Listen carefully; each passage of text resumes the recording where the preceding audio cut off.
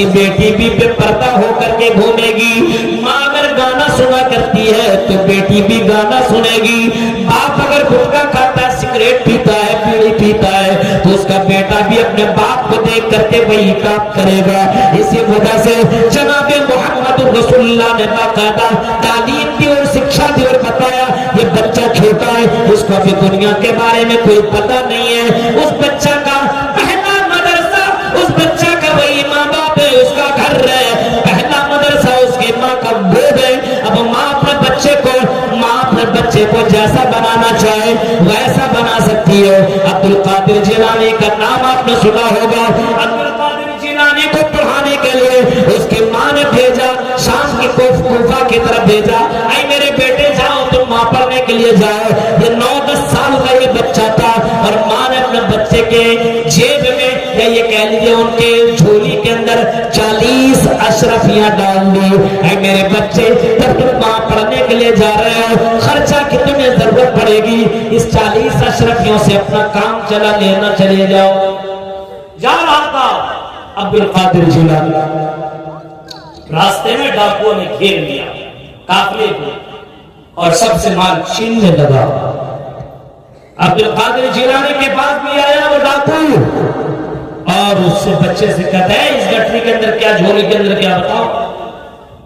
بچے نے کہا اس جھولی کے اندر 40 اشرفیاں ہیں. 40 اشرفیاں پکڑ کر کے لے کے گیا ڈاکو کے سردار کے پاس, اور سردار کے پاس لے جانے کے بعد کہتا دیکھیے بچہ کیا کہہ رہا ہے, گٹھری کے اندر 40 اشرفیاں ہیں. ڈاکو کے سردار نے کہا کیا تو اس کے اندر 40 اشرفیاں ہیں؟ اس نے کہا کہ ہاں ہے. بچہ 9-10 سال کا بچہ ہے, کہا کہ ہاں ہے. ڈاکو کے سردار نے کہا کہ بچہ تمہیں معلوم نہیں, تم جانتے نہیں ہو کہ ہم ڈاکو ہیں, ہم تمہارے اس مال کو لے لیں گے. تم جھوٹ بول کر کے اپنے اس مال کو بچا سکتے تھے. بچہ ٹھیک ہے تم نے جھوٹ کیسے بول سکتا ہوں, میری ماں نے کہا بیٹا کبھی جھوٹ مت بولنا, اللہ کو جھوٹ بولنا پسند نہیں ہے, اللہ کو جھوٹ بولنا برداشت نہیں ہے. اے ڈاکوؤں کے سردار, میں جھوٹ کیسے بول سکتا ہوں؟ میری ماں نے کہا جو کچھ بھی ہو جائے سب کچھ کر لینا, لیکن اے میرے بیٹے جھوٹ مت بولنا. ڈاکوؤں کا یہ سننا تھا سردار کا. تمام کے تمام ڈاکوؤں نے اسی وقت توبہ کیا, سب ایمان والے بنے. آج ہمارا بچہ جھوٹ بولتا ہے, جھوٹ بول کو تمہارا سکھاتا ہے باپ. کوئی کسی سے پیسہ کھاتا ہے, گھر کے اندر آ گیا, کھٹکھٹایا, دیکھا کھڑکی سے 5,000 پیسہ پا رہا ہے, 10,000 پیسہ پا رہا ہے, کیا ہوگا؟ اپنا بچہ یا اپنی بیٹی کو بھیج دیتے, جاؤ اس دن ابو گھر پہ نہیں ہے, پاپا گھر پہ نہیں ہے. اب یہ بچہ تو سچا ہوتا ہے, 5-6 سال کا, کیا بولے گا؟ باہر گیا کیا بات ہے, تمہارے ابو گھر پہ ہیں. بچہ سچا ہوتا ہے. ابو نے بولا کہ بول دو کہ گھر پہ ابو نہیں ہے, بول دو. بیٹا بول رہا وہی بات کہ ابو بولا کہ گھر پہ نہیں ہے, بول دو. اب یہ جھوٹ بولنا کس نے سکھایا؟ اپنے بچے کو یہ جھوٹ بولنا کس نے سکھایا؟ مؤذن کی اذان کی آواز آ رہی ہے, تم گانا سن رہے ہو. اب یہ اذان کی توہین کس نے سکھایا؟ لڑکیوں کو دیکھو بے پردہ ہو کر کے چھتوں میں گھوما کرتی ہے. اب ان کی بیٹیاں اگر اپنی ماں کو دیکھیں گی کہ میری ماں چھت کے اوپر بغیر دوپٹہ کی اپنے بالوں کو سنوارتی رہتی ہے اور گلیوں میں بغیر دوپٹہ کے گھوما کرتی ہے, تو پتہ وہ لڑکی اپنے ماں سے کیا سیکھیں گی؟ وہ سمجھیں گی میری ماں کر رہی ہے, صحیح کر رہی ہے, یہی میں بھی کروں گی. اس وجہ سے میرے بھائیو, ماں اس کی زندگی کا سب سے پہلا مدرسہ ہوا کرتا ہے. ماں باپ کو چاہیے کہ اپنے بچے کو اسلامی طریقے پہ ڈھالنے کی کوشش کرے. بچہ پیشاب کرنے کے لیے جائے, اس کو بولے بیٹا پانی. کھانا کھائے, بسم اللہ نہ بولے تو اپنے بچے سے بسم اللہ بلواؤ. خود ہی بسم اللہ نہیں بولے گا, کھڑا کر پی دیا پانی. بچے کو کیا سکھائے؟ کہیں سے آیا ہے پانی دے، پانی دیا ویسا سے پی لیا، کتنا سانس میں پیا کچھ نہیں، دائیں ہاتھ بائیں ہاتھ سے کوئی مطلب ہی نہیں ہے. اب بتائیے وہ بچہ کیسے اسلام کے اوپر چلے گا؟ بچہ تو دیکھ رہا ہے نا کہ باپ آیا ہے کھڑے کھڑے پی لیا، بسم اللہ بھی نہیں بولا، تو بچہ کہاں سے سیکھے گا؟ کوئی فرشتہ اس کو سکھائے گا؟ اب امام صاحب کی چکر میں لگے وہ امام صاحب کے پاس بھیج دیتا ہو، بھیجنے سے کیا ہوگا؟ آپ نے اپنے بچے کو کچھ سکھایا ہی نہیں ہے. اللہ کے نبی صلی اللہ علیہ وسلم کے پاس ایک بچہ ساتھ میں کھانا کھا رہا تھا، بچہ ادھر سے ادھر سے کھا رہا تھا، کبھی یہاں سے بوٹی نکال رہا ہے، کبھی وہاں سے، کبھی ادھر سے کھا رہا ہے تو کبھی ادھر سے کھا رہا ہے. امام کائنات کہتے ہیں یا غلام سم اللہ، یا غلام اللہ کا نام لے، بسم اللہ کہہ کے کھانا کھاؤ. بسم اللہ کہو، تم نے بسم اللہ نہیں کہا، جلدی کہا بسم اللہ کہو. وَقُلْ بِيَمِينِكَ، او غلام نو بچے اور لڑکے، اور اپنے دائیں ہاتھ سے کھاؤ، بائیں ہاتھ سے مت کھاؤ.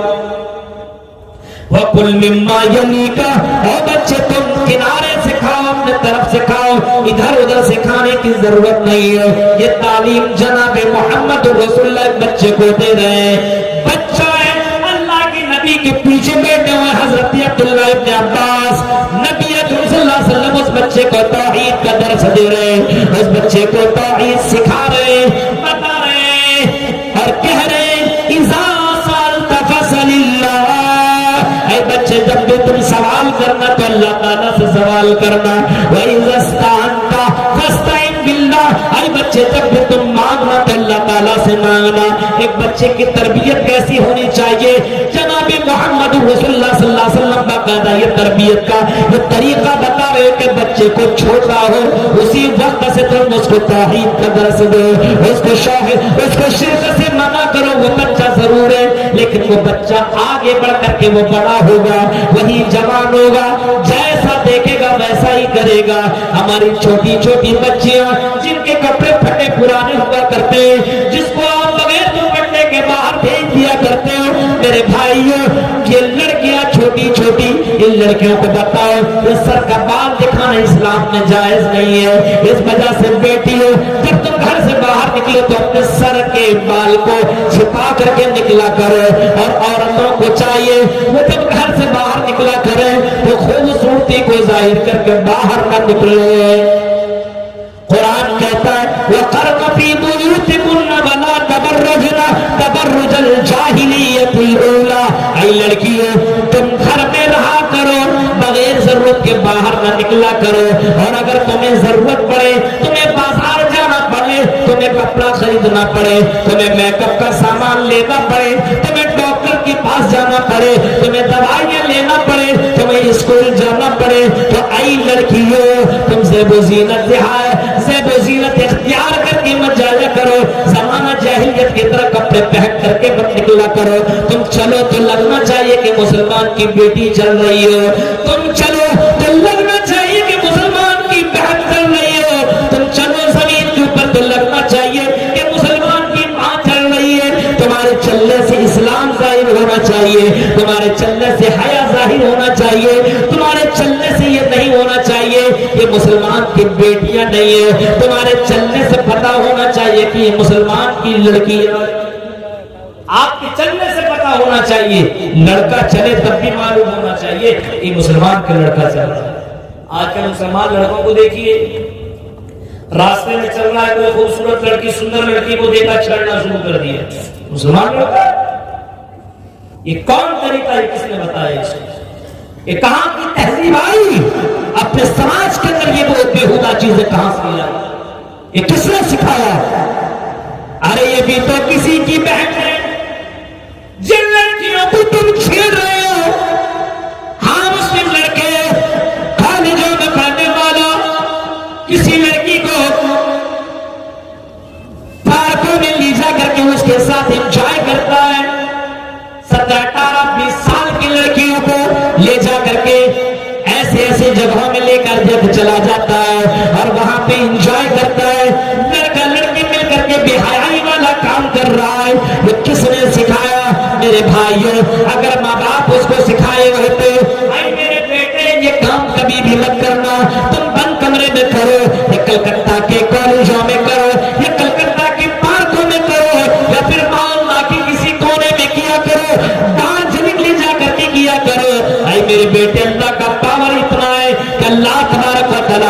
اوپر ہوتے ہوئے فرض کی تمام چیزوں کو جان رہا ہے۔ میرے پیارے ساتھیوں، آپ نے اپنے بچے کو وہ تعلیم نہیں دی ہے، آپ نے اپنے بچے کو وہ سمجھایا ہی نہیں ہے، اس وجہ سے آپ کا بچہ لڑکیوں کو چھیڑتا ہے، آپ کی بیٹیاں رات میں چیٹنگ کیا کرتی ہے، باتیں کیا کرتی ہے۔ او لڑکیوں، اسلام کی ماں، تمہارے پر یہ بہت بڑی ذمہ داری ہے کہ اللہ نے اولاد سے تمہیں نوازا ہے، اپنے بچوں کی صحیح تربیت دینا یہ تمہاری ذمہ داری ہے، اور اس ذمہ داری کے بارے میں اللہ پوچھے گا قیامت کے دن کلکم راعی وکلکم مسئول عن رعیتہ، ہر کوئی ذمہ دار ہے اور اس کی ذمہ داری کے بارے میں سوال کیا۔ بچہ آپ کا ہے، ایک اولاد نہیں ملتی ہے لیکن یہ اولاد ملی ہوئی ہے، بہت بڑی دولت ہے، اس اولاد کو آپ کو بنانا ہے، مرنے کے بعد یہی اولاد آپ کو کام آنے والی ہے۔ اللہ کے نبی فرماتے ہیں جب کوئی آدمی مرتا ہے تو مرنے کے بعد وہ دنیا کو چھوڑ کر کے چلا جاتا ہے، مرنے کے بعد جب یہاں سے جاتا ہے، مر جاتا ہے، چلا جاتا ہے، دولت لے کر کے نہیں جاتا، بلڈنگیں لے کر کے نہیں جاتا، بینک بیلنس لے کر کے نہیں جاتا، لیکن مرنے کے بعد وہ تین چیزیں ایسی چھوڑ کر کے جاتا ہے جس کے بعد اس کو مرنے کے بعد بھی ثواب ملتا رہتا ہے۔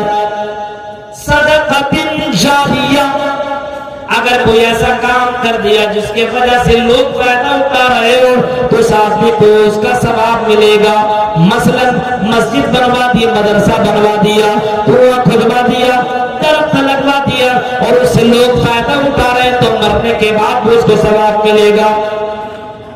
او علم انتفع بہ، آپ نے علم پھیلایا، آپ نے اپنے سہیلی کو اچھی بات آپ نے بتائی، آپ نے اپنے دوستوں کو اچھا بات بتایا، بہترین باتیں بتائی، آپ نے قرآن و حدیث کی باتیں بتائی، آپ نے اپنے دوستوں کو نماز کا طریقہ بتایا، اور وہ بچہ، وہ دوست اگر نماز پڑھے گا اور جناب محمد رسول اللہ کے طریقے پہ نماز پڑھے گا، جب وہ نماز پڑھے گا تب تک آپ کو ثواب ملے گا کیونکہ آپ نے اس کو بتایا ہے۔ اس وجہ سے اگر آپ نے کسی کو اچھی باتیں بتائی ہے تو مرنے کے بعد بھی آپ کو ثواب ملے گا۔